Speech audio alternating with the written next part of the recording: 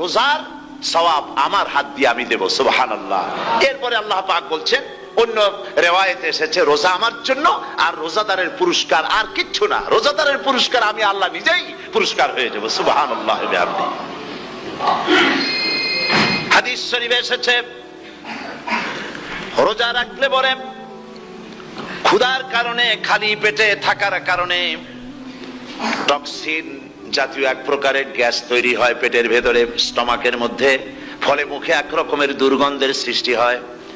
নবীজি বলেছেন রোজাদারের মুখের থেকে যে গন্ধ বের হয় আল্লাহ পাকের কাছে রোজাদারের মুখের গন্ধ মেসকো আম্বারের চাইতে বেশি পবিত্র। আপনার মুখের গন্ধটাও আল্লাহর কাছে পবিত্র। রোজাদারের জন্য, রোজাদারদের জন্য জান্নাতের একটি দরওয়াজা খাস করে রাখা হয়েছে, যার নাম রায়্যান। এই দরওয়াজা রোজাদারদের জন্য, কেবলমাত্র রোজাদারেরা সেখান থেকে প্রবেশ করবে, আর কেউ প্রবেশ করতে পারবে না। এই রোজাদারদের সম্পর্কে আল্লাহ পাক বলেছেন, হাদিস শরীফে এসেছে, বুখারী শরীফের হাদিস, রাসূল করিম সাল্লাল্লাহু আলাইহি ওয়াসাল্লাম বলেছেন লিসাইমে ফারহাতান, ফারহাতুন ইনদা ফিতরিহি ওয়া ফারহাতুন ইনদা লিকাই রাব্বিহি। রোজাদারের জন্য দুইটা খুশি। কয়টা খুশি বলুন তো? কে বলছেন? আল্লাহ রাসূল বলছেন রোজাদারের জন্য দুইটা খুশি।